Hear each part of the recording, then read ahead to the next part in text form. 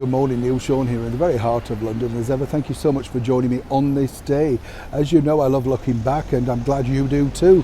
It's interesting, isn't it? Because we think about the people now and we sort of say, oh, they're stars, but are they truly big stars of their day? I think what's more important when you look back at the bigger stars who really did make an impact, then that's what makes it so exciting. But did all the big stars of the day make an impact? Well, seemingly not so. Way back on this day, 1949, the superstar that we all came to love and really think of as Las Vegas himself, Frank Sinatra, agreed a deal to a UK tour. Now, I was lucky enough to meet a couple of the people who put on those tours. In fact, I got wonderful interviews with them, and they got to meet him up close and personal. Some of them were very big cinemas, even in South London, which is now a church of all things. Love to get in there and show you around.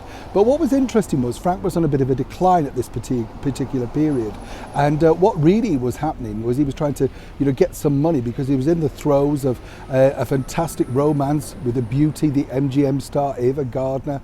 He wanted to keep up with her. She obviously had a lot of money from the studio, and as I say, he was in rapid decline. So he agreed this deal to come over to England for the very first time in 1950. Did okay, but it was up in Blackpool at the 3,000-seater Opera House theatre that he did, well, not too good. He was being paid £2,000 for the show. A lot of money way back in 1950. A lot of money now, but when you think about it, then millionaire stuff, isn't it, really? And according to sources, Frank couldn't believe he wasn't a sellout, Now, I've got to know a young lady who has a picture of the spotlight that literally shone on Frank Sinatra in that theatre. How exciting is that? But when Frank arrived, he stayed at the Clifton Hotel, and he didn't seemingly know where he was a lot of the time. He couldn't be bothered to look on the map, whether it was in Liverpool or Manchester, whatever he was doing. Now, in order to try and get people to come into the theatre, they suggested to Frank that he should take a trip on their infamous tram system, which went along the promenade. He didn't think he needed to do it. This is Frank Sinatra. So basically, he drove up and down in his chauffeur-driven car, hoping people would spot him and then come along to see him. They did, but they didn't fill the theatre. Yes, he did come back again in 1953 to a little bit more success. That's all thanks to the film movie From Here to Eternity, which was bubbling under and making him once again a big Hollywood star. A big fan of Frank Sinatra, as I am sure so many people out there are today. And it's interesting, they've also recently just announced that the hotel that Frank stayed in, the Clifton Hotel, slap bang on the promenade in Blackpool, is getting a facelift. Isn't it nice to think that all these years later, the room that they could have been, the room that he stayed in, could now actually be named the Frank Sinatra Suite?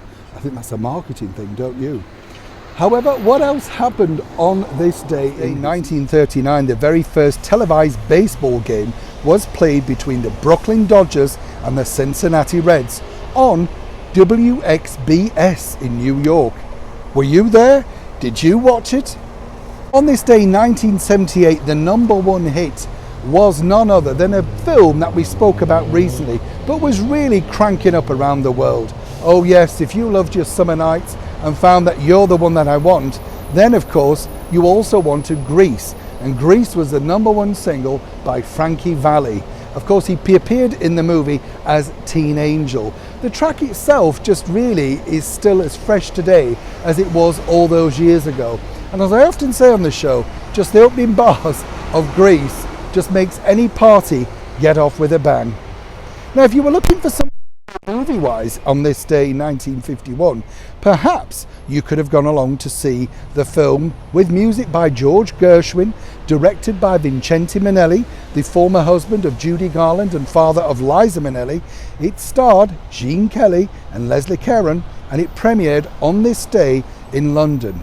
Now, next year, of course, it would win an Academy Award for Best Picture. Way back in 2018, the British film director Danny Boyle was riding high. He'd had so many hit movies that, of course, he was a natural choice to be the next big director of the franchise, the biggest of them all, Bond.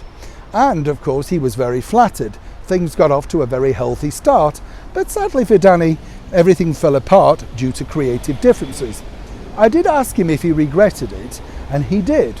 And he hopes at some point that maybe things could be patched up, put back together, and more importantly, once again, he could be left shaken and stirred in the director's chair. Now, in 1846, this was the number one track if you think about it. I know it's hard to believe all those years ago, but a little bit of culture never goes missing, does it? So in 1846, the celebrated composer Felix Mendelssohn's oratorio, Elijah, premiered on this day at the Birmingham Festival in the centre of England. Was it a success? Well, not initially, but like all good tunes, it built and built. And of course, Mendelssohn became something of a classical superstar. And finally, on this day, 1959, if you fancied squeezing into this, the Morris Mini Minor was launched. It was designed by Alec Ignosis, and it was only 10 foot long, but seated 4 passengers. The marketing idea behind this in 1959 was to squeeze in the very amply adjusted Jane Mansfield, who was in London making a movie at the time called Sheriff of the Fractured Jaw with Kenneth More. Sadly, apparently the deal didn't come off because Jane required a little bit too much of an excessive fee and also the offer of a free car. What an opportunity they missed out on, and what a picture opportunity too. And finally, I just wanted to share this because it's a big release. It's just happening now, and it's from a lady that I got to know very briefly. She was, of course, the queen of disco, had so many hits, was so much more to her though than the disco era. A superstar truly in personality and in talent. We're talking Donna Summer. Donna started out, you know, as a musical theatre star, but was coaxed into the studio by the celebrated German producer Giorgio Moroder, and as we know, the rest is history.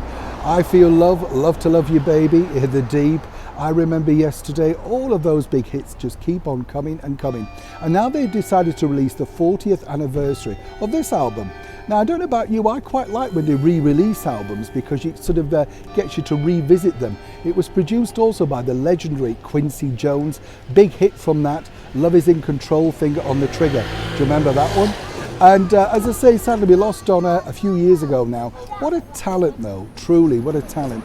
She could just get up there and sing and really make everything else part into insignificance. There's not many stars like that, and I think because she was from the disco era, people did dismiss her as being an electronic sort of pop star, but she truly was more than that. If you get a chance and you fancy a revisit to this album, it's out now. And more importantly, why not have a look at Donna in action on YouTube? Definitely will cheer your day up. You're up to date with everything that happened on this day in history. Will I see you tomorrow? Neil Sean in the heart of London.